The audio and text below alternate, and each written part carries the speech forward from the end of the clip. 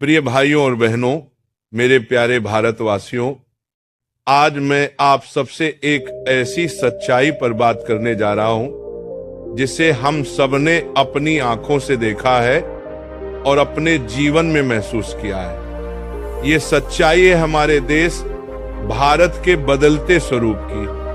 वह भारत जो 20-30 साल पहले था और वह भारत जो आज हमारे सामने है, इन दोनों में जमीन आसमान का अंतर दिखाई देता है।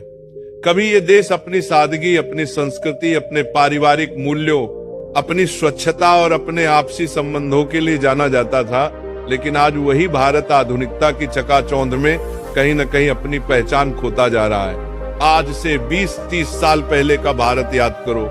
गांवों की गलियां साफ सुथरी होती थी, आंगन में बुजुर्ग बैठे बच्चों को संस्कार सिखाते थे, सुबह सुबह हर घर में तुलसी के दिया जलता था, मंदिरों की घंटियां बजती थी और पक्षियों की चहचहाहट से दिन की शुरुआत होती थी।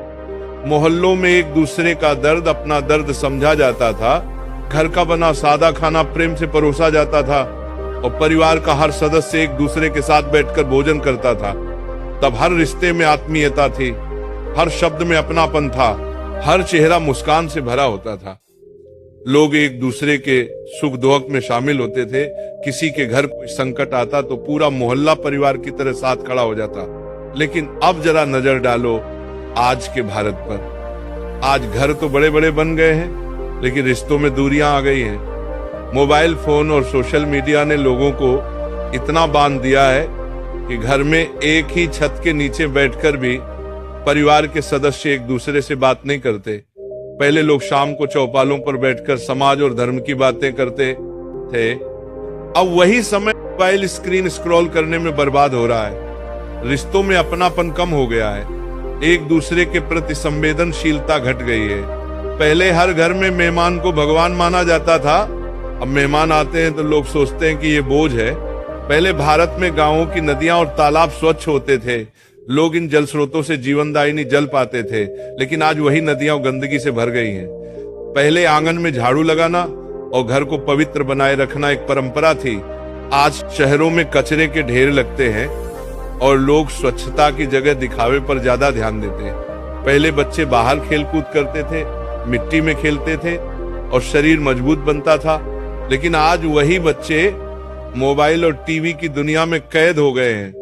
उनका स्वास्थ्य बिगड़ रहा है, मानसिक तनाव बढ़ रहा है और समाज की अगली पीढ़ी शारीरिक और मानसिक रूप से कमजोर होती जा रही है। 20-30 साल पहले जब त्योहार आते थे तो पूरे गांव में उत्सव जैसा माहौल होता था। होली हो या दिवाली, नवरात्रि हो या जन्माष्टमी, हर त्योहार पूरे समाज को एक सूत्र में बांध देता था। लोग एक दूसरे के घर जाते थे, मिलकर पूजा करते थे, सामूहिक भजन कीर्तन होता था।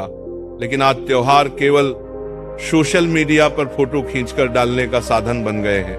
पहले दीपावली पर घर की सफाई पूरे मन से होती थी और दिया जलाकर लक्ष्मी मां को बुलाया जाता था।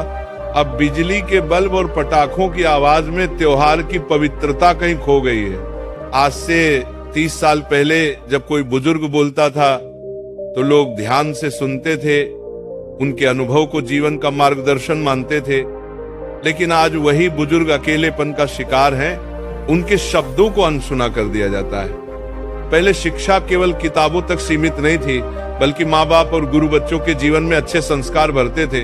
अब शिक्षा सिर्फ डिग्री और नौकरी तक सिमट कर रह गई है। पहले भारत में जीवन सादा था, लेकिन सोच महान थी। लोग कम साधनों में भी संतुष्ट रहते थे और आज साधन बढ़ गए हैं, लेकिन संतोष खत्म हो गया है। पहले हर कोई कमाता था और अपने परिवार के साथ बांटता था, अब हर कोई केवल खुद के लिए सोचता है। आज अगर हम भारत के बदलाव की सच्चाई को गहराई से देखें तो हमें पता चलता है कि असली समस्या गंदगी या गरीबी नहीं है। असली समस्या है सोच का बदलना। हमारी सोच पहले सेवा, संस्कार और सत्य पर आधारित थी, लेकिन अब हमारी सोच केवल पैसा, दिखावा और सुविधा पर केंद्रित हो गई है। यही कारण है कि समाज में पहले जैसी आत्मीयता, पहले जैसा अपनापन, पहले जैसी निष्ठा अब नहीं दिखती। मित्रों, हमें ये मानना होगा कि विकास जरूरी है, प्रगति जरूरी है, लेकिन अगर प्रगति के साथ हमारी संस्कृति और संस्कार खो गए तो प्रगति हमें खोखला कर देगी। आज भारत को फिर से वही बनाना होगा जो 20-30 साल पहले था। हमें फिर से परिवार के साथ बैठकर भोजन करना होगा। हमें फिर से आंगन में तुलसी का पौधा लगाना होगा। हमें फिर से बच्चों को संस्कार सिखाने होंगे। हमें फिर से त्योहारों को सामूहिक रूप से मनाना होगा।